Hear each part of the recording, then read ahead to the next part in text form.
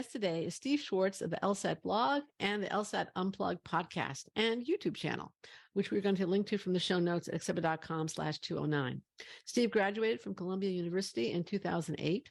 In high school and college, he tutored students in a variety of subjects and also helped prep test takers for standardized tests, including the LSAT. However, he really began to focus on the LSAT when he was applying for law school. He founded the LSAT blog in 2008 and never looked back. Today, 15 years later, he has helped thousands master the LSAT, get into law school, and sometimes secure scholarships worth tens of thousands of dollars. So, Steve, thanks for coming back to Admission Straight Talk. You've been on the show several times before, and glad you can come back. Thanks so much for having me on, Linda. It's great to be back as well. Okay, great. Now, let's start first with the changes on the LSAT specifically. The ABA in November moved closer, it keeps moving closer, to making entrance exams optional for law school accreditation, which means that law schools will be able to choose whether to require the LSAT, GMAT, GRE, or any other exam from applicants, basically, before making an admissions decision. Can you go into that change a little bit more, and what can we expect? Yeah, sure. Of course, Linda. So there has been a big test optional movement in higher education, of course, for quite a while now. Yeah. And the legal profession tends to move a bit more slowly than others, a bit more bureaucratic, perhaps. And so it took this long for it to finally reach the LSAT and law schools and the American Bar Association. There have been a few attempts, or at least few proposals in the past, to remove the so-called LSAT requirement.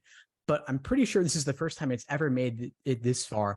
And at this point, giving it the full rubber stamp to remove that requirement at this point is largely a formality. So we can't expect they will remove that requirement in February 2023. And it will go into effect when? That's a great question. A lot of folks are confused on this. There was a last-minute amendment added to the proposed revisions stating that their changes, if they go through, will not go into effect until the fall of 2025. So this is all a rather drawn-out process now. That's for sure. Okay. And when it goes into effect, assuming it happens, which is likely, although you said it's going to go into effect in 2025, but when it goes into effect, how will law schools admissions be affected? And do you think they're perhaps even being affected now or in 2024 and 2025? I mean, until then. Yeah, for sure. So law schools will be free to remove the LSAT requirement and not require any standardized test at all. However, I suspect that most will not remove it and will keep the same policies in place as they have for many years. Of course, in the long term, who's to say? But I would expect that for the next 5-10 years at least, most will keep the LSAT requirement because they find the LSAT useful in making decisions. What I've seen in the business school world in particular, I'm not less familiar with the undergraduate testing requirements, but in the business school world in particular, schools have there's been a whole continuum of experiences, right? So I think some of it you're already seeing in the law school world, right? They're taking a variety of tests. They're accepting a variety of tests. Most law school applicants are still taking the LSAT, but they will accept the GMAT, they'll accept the GRE, some will accept even the MCAT, which is a medical school exam. But what you're seeing in the business school world is some schools, particularly the elite ones, are requiring an exam, usually the GRE or the GMAT. Some schools are taking a plethora of exams. Some schools are not requiring exams, and some schools are offering waivers, which means that the applicant makes an argument to the school why they shouldn't have to take the exam, and the school either accepts or rejects it. If they accept it, they don't have to take the exam. And if they reject it, they do have to submit an exam score. Do you think that might be an intermediate step, the waiver policy in law school admissions? I love the waiver concept. I haven't heard it discussed in the law school admissions context, but I could see that being a way to kind of maintain a soft requirement.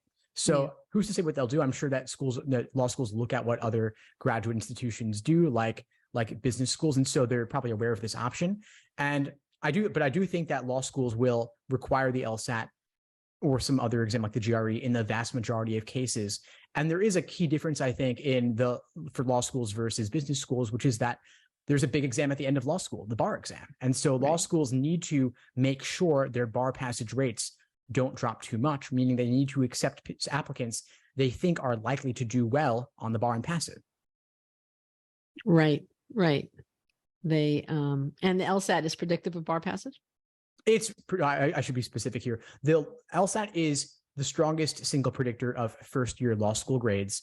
LSAT Right. plus GPA is a stronger predictor of first year law school grades than the LSAT alone. So it's only been studied and shown to predict first year law school grades specifically. I would extend that a bit and say it probably is a pretty good indicator of passing the bar exam as well, although perhaps not as strong an indicator. But the question also then is, if you remove the LSAT, what factors do you have left to consider in evaluating an applicant's likelihood of passing the bar? Right. The bar is a difference. But I know that what the business schools have done is they, largely forced by COVID. I think the move to test optionality was starting in business schools before COVID hit with lower ranked schools. When COVID hit and the tests were not available for a couple of months, and then it was only online, and certain countries it was very hard to get. And of course, business schools were quite international, or much more international than law schools.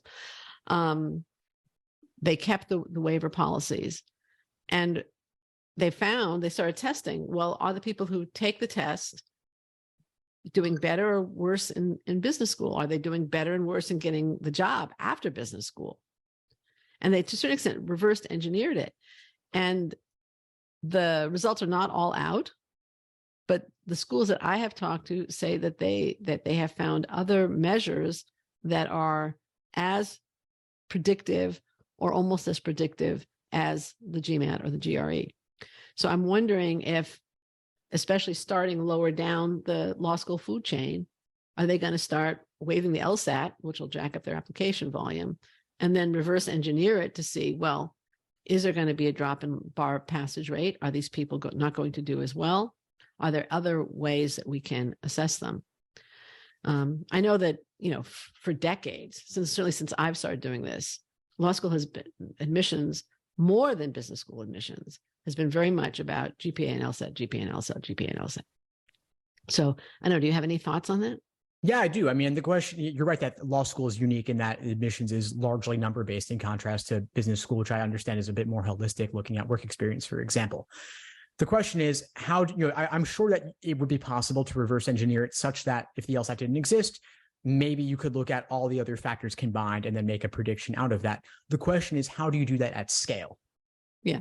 Especially, I mean, if you look at numeric factors alone, LSAT and GPA, remove the LSAT, GPA becomes more important, of course. But how do you deal with grade inflation? How do you deal with applicants who come from different universities and colleges with different majors? In pre-med, for example, I'd imagine the majority of applicants are majoring in something science related. The majority, absolutely. I would guess. Not everyone, absolutely. Of course. You can major in English and go to medical school, of course, but I think most are doing science. In contrast, you can major in literally anything and go to law school. And you, of course, see probably more humanities than STEM, but there's a pretty wide range there. And the grade inflation question, I think, is a huge one. The executive director of LSAC, Kelly Testy, in these hearings with the ABA, she made the comment that GPAs are so inflated as to be virtually meaningless, which I thought was a bit hyperbolic, but I also kind of see her point. No, there's a very narrow range of GPAs that's admissible at certain programs. It's tiny. Yeah. So and it's probable. Well, it is just tiny. I think that's that. Let's leave it at that. Let's say test optionality, or at least the waivers, comes to law school. Who would you think should take the exam, regardless of the school's requirements? Well, I imagine that it comes down to how selective are schools in granting waivers. What percentage of students do you see getting accepted to law school with a test waiver? I would imagine that the majority of applicants who are admitted would be taking the LSAT, because there is still the factor of the U.S. News rankings, which we can talk about in a bit if you'd like. We will. But it's a way for applicants to demonstrate that they're serious about law school and not doing this on a whim, or for lack of a better option, that they're investing themselves and are going to invest themselves not only in the application process, but in law school itself, versus I'm going to apply to every graduate program and see where I get in, and then choose my career path entirely based on that. Makes sense. I would also say that for the person who has a low GPA, and whatever low GPA means at the schools you're applying to, it'll differ from school to school. a good LSAT score can really help you get in, and it may help you get a good scholarship. And we'll go back to that in the when we get to the U.S. News rankings and the changes there. But again, for people with excellent GPAs and maybe relevant experience, whether it be volunteer, internships, or work experience, if the LSAT isn't required, it may be that you can celebrate not having to take the LSAT. But if your grades leave something to be desired, or you don't have that experience, the LSAT could be a way of showing commitment. It could be possibly, and again, it remains to be seen, a way to get a scholarship. That's exactly right. I mean, if your GPA is lower than you would have liked it to be, or you just want to do something to improve your chances, given the emphasis that law schools place on LSAT and GPA relative to other factors, improving your LSAT score is the number one thing you can do. And I'm not going to say it's necessarily easy, but if you can improve that number significantly, you're going to maximize your odds of getting into a better law school, getting more scholarship money, or both. And again, with the rankings, law schools look to grant scholarships based on LSAT and GPA scores because that's how they raise their status in the rankings. Right, right. Are there any other changes that you see coming down the pike in LSAT land, specifically the LSAT? We'll get to the rankings in a minute. Yeah, sure. I mean, the other big thing happening in LSAT land is logic games section. The logic games section will almost certainly be undergoing some major changes in the next couple of years. And they're basically looking to remove the current section and replace it with something else that might be called logic games, might be just simply be called analytical reasoning, which is the formal name of this section. But the previous prep materials and the previous exams that are released covering logic games will likely not be nearly as useful. And I can get into why if you'd like. Sure. So basically, there was a pre-law student, I think a couple of pre-law students actually, a few years back, who sued LSAC. These were blind applicants, and they said that they were at an unfair disadvantage on the LSAT because, given that they were not able to see, they could not benefit from diagramming logic games the same way that most other test takers do. I mean, I don't know if you've ever looked at a logic game, but it's quite hard to do logic games without some diagrammings or some scratch paper. I haven't looked at the logic games, but I occasionally play logic games, and I know I use a pen and paper. Yeah, you kind of need to. Not the LSAT logic games, the newspaper kind of logic games. I mean, imagine, for those who aren't familiar, imagine if you're trying to do Sudoku in your head or crossword. Right, exactly. It would be prohibitive just because there's too much information at once. LSAT logic games really push the limits of your short-term working memory, meaning you can't really do this in your head unless you're a total genius. So right. I think these folks had a point. And so they sued LSAC under the Americans with Disabilities Act.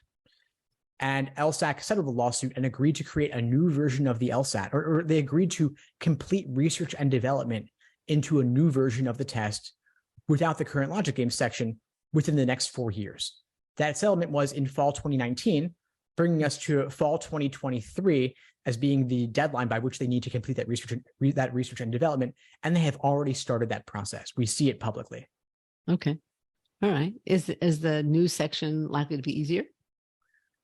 That's a great question. I mean, I don't think LSAT can really make things easier because they're really sticklers about the standardized nature of the test. And so they can't make it so that the new logic games, versions of the test as a whole with the new logic games easier than versions of the test with the old logic games. If they were going to make it easier, they'd have to adjust the raw score conversion charts, aka the curve, accordingly so that people were not at an advantage taking one version over the other.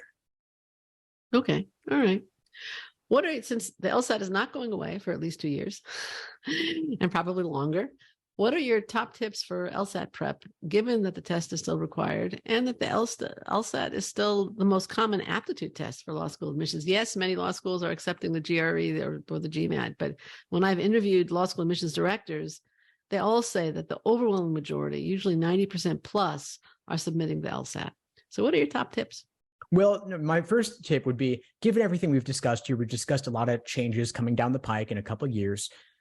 These things are changing, but as I said, also, nothing's really changing either. The LSAT is still going to be required at the vast majority of schools for the foreseeable future. We'll see what changes down the line, but if you're listening to this now or in the near future, you're applying the next couple of years, take the LSAT. It's almost certainly going to be required, and take it seriously. The logic game section is another thing to talk about too.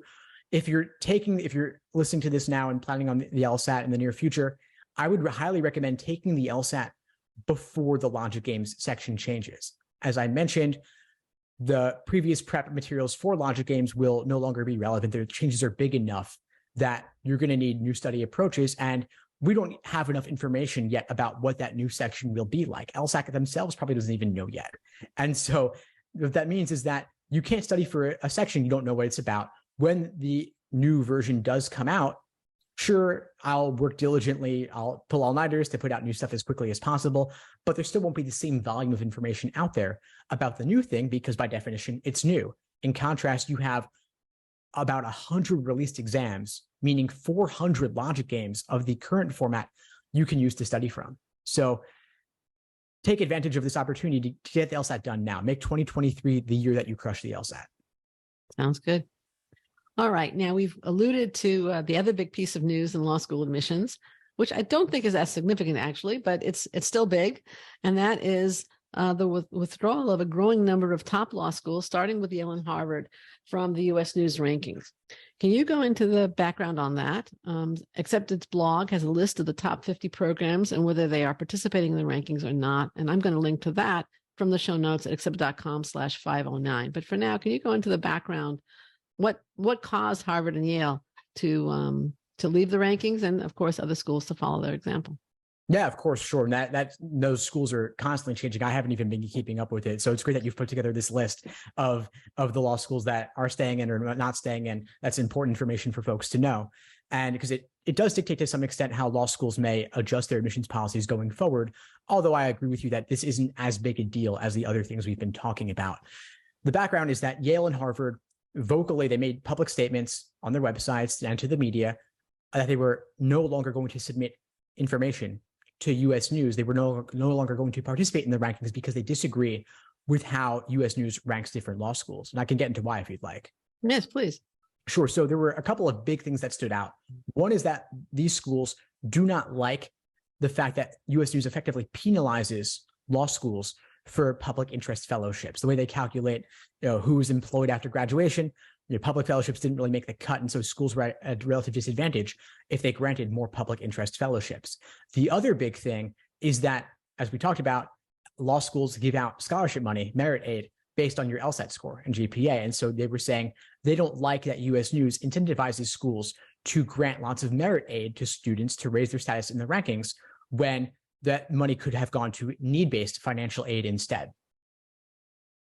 So yeah. And those are the two big complaints about it. I think another one that came up, I think, was that because the LSAT and the GPA are so highly regarded by U.S. News, it was preventing law schools from taking a more holistic approach to evaluating law school applications. Certainly was the points that you made, but I think the third point was also something that was in there. And as you indicated, withdrawing from the rankings means that they're not going to participate. They're not going to submit their own information, and their deans are not going to respond to the surveys. But U.S. News says it's going to continue to rank law schools. So how will this withdrawal affect applicants? Yeah, sure. So U.S. News, of course, like anyone, is free to rank law schools. I can rank law schools. You can rank law schools. No one can stop us from making rankings of things. And so if U.S. News no longer gets this self-reported data from law schools, then they need to adjust their rankings in some other way. They can put placeholders or use previous data and kind of make their own estimates and projections of what's going to happen going forward. Or they can radically change the rankings entirely to focus only on publicly available data that law schools submit to the American Bar Association, which I think is probably the best way for them to go and what they should have been doing all along, given that there's been so much malfeasance and cheating essentially on the rankings by a number of schools, both law schools and undergrads. I mean, and also business schools too. I mean, a recent law school example. Yeah, all of them. I think all of them, and they have big incentive to do it. And who can check? There's no validation. There's no investigations. So USC Law School most recently got in trouble for cheating on the rankings. Columbia University, the undergrad, got in big trouble for cheating in the rankings, and their ranking dropped as a result. And so I think relying on self-reported data, on publicly available data, U.S. News can do quite easily because this information is available already in the American Bar Association's 509 reports. Right. And I assume that data includes average LSAT and average GPA for the entering class. Exactly. They have to supply the median LSATs and GPAs. And so I think they could quite easily make the adjustments. U.S. News could do that. And then it would really just become more a neatly organized, I think you mentioned this when we were talking on LinkedIn, it's like a neatly organized place for applicants to look at all the data, but of course they shouldn't place too much importance on these small differences in rankings. Right, right. No, I have said for a long time that the rankings are great storehouses of data, but the only ones ranking schools should be the applicants. That's exactly right.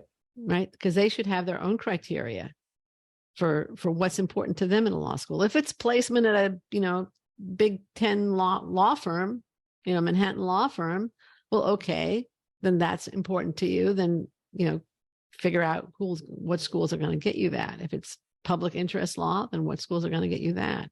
If it's certain programs or externships or internships, then go for that. Location, whatever it is. But and a lot of that information can be found neatly organized, well summarized in the U.S. News rankings, but not all. And I think Einstein once said, not everything that can be counted matters, and not everything that matters can be counted. And I think that applies to rankings and evaluating law schools also. So, but I think that there is a place for a storehouse of, and it is valuable. It provides value to have that storehouse of data. Do you anticipate that more law schools will refuse to participate? I think right now it's about 15 that are not. Yeah, I think I'm almost certain that more schools will drop out of the rankings. I think that they're kind of fed up with it. They're kind of fed up with playing the rankings game, giving out lots of scholarship money and not being able to look more holistically, as you mentioned. At the same time, though, if U.S. News is still ranking them anyway, and schools and applicants are still looking at them anyway, their influence may not diminish that much. I think it's also worth mentioning that a problem with, let's say law schools stopped granting so much merit aid because they want to give more need-based financial aid instead. Schools like Yale and Harvard with enormous endowments can do that quite easily. They can make law school free for everyone for quite a while if they wanted to.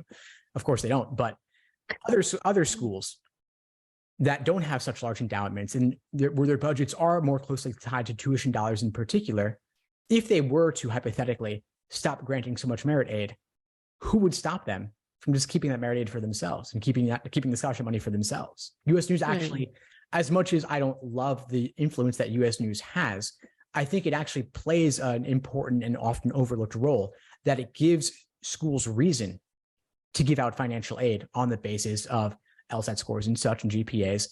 And as we mentioned earlier, the biggest way you can improve your shot at scholarship money and getting into better schools is through increasing your LSAT score, which is in turn largely due to the U.S. News rankings and the role that they play. Right. I think also recruiters, law firms will look at it in terms of where they're going to send recruiting people. Certainly. Do you have any concerns about the change? Do you see any negative impact? That really is the number one negative impact that I'm looking at here. I'm looking for, I work with pre-laws. I'm looking to help people get into law school and get lots of scholarship money. And so I'm taking the applicant's perspective on this rather than the school side. So for me, I'm a bit concerned to see that the merit aid could diminish as a result of this, but I'm overall not really that concerned at the end of the day, because I do think that the rankings will still play an enormous role. They've been around for decades. I think they've been around since 1990 or so for law school. And so I ultimately don't really, I think it's earlier. Even earlier. Yeah. I think Yale's been the top school for the past, since 1990. Before that, it's been different. But I think given the importance that they have in public perception, I think the headlines around this will pass, and schools may get some good publicity for saying they're not going to participate, but U.S. News will still rank them anyway. So ultimately, I think this is another one of those things that will not really have a significant impact in the long term. Right. I had some concerns, and I think the ABA reports probably alleviate most of them, that this could lead to less transparency. That they're not expected. Obviously, the rankings themselves, as you said, there was occasionally cheating, but I don't think it would be good for applicants, let's say, if they didn't know the average LSAT and they didn't know the range of LSAT scores. They didn't have salary data for graduates. Again, if people are going into public interest fellowships or public interest law, and somebody is interested in public interest law, I think that information is really, really valuable. So as long as it doesn't, that was my one concern. But I think if you have the ABA, one of the 509 reports, I think is what the title is, then that's going to keep the law schools, honest and transparent. Is there anything you would have liked me to ask you? I mean, anything else going on that you feel is relevant for law school applicants at this point, you'd like to comment on or changes? No, I think you were quite thorough, and we pretty much covered everything we set out to cover. Again, I would just emphasize to folks that the logic games changes coming down the pike. I would estimate that they'll announce a new game section that will start in June 2024, since LSAC's year, quote unquote, begins in June, and June 2023 is too soon because they haven't done enough research and development yet. But I do think that 2023, if you're listening to this now or watching it now, make this the year that you crush the LSAT, because you want to take it with the current format. The devil you know is better than the devil you don't. All right. Sound good.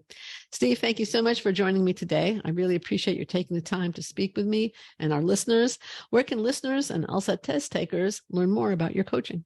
Yeah, of course. Thanks for asking. So again, I'm Steve Schwartz, LSAT Unplugged. I'm pretty easy to find online. I'm quite active online. I have the LSAT Unplugged YouTube channel, the podcast, Instagram, even TikTok, Facebook. I'm out there. And of course, if you would like support with the LSAT, I have a variety of options, including live online classes, on-demand videos, coaching. You can reach me at help@lsatunplugged.com. I'm glad to help. Sounds good. Thank you so much again. We're going to include links in the show notes at accepted.com/509 to the websites that Steve just mentioned, as well as to other links to related articles and interviews. Listener, thank you too for joining Steve Schwartz and me for our 509th episode. Quick reminder, don't miss the law school admissions quiz. Find out if you're really ready to apply and competitive at your target schools. Take the quiz at accepted.com/law-quiz. And a final request, if you find the show worthwhile, please share the good news by leaving a review on Apple Podcasts, also known as iTunes. Your doing so helps us spread the word about Admission Straight Talk. You can leave your review at lovethepodcast.com/AST, or on the show notes, you'll also find links. And I want to thank you for your support of the show. This is Admission Straight Talk, produced by Accepted, and I'm your host, Linda Abraham. I'll talk to you again next week. Thanks for tuning into the show. Please subscribe if you haven't done so already to be notified of new episodes as I release them. And feel free to reach out if you need anything at all as you move forward with your prep.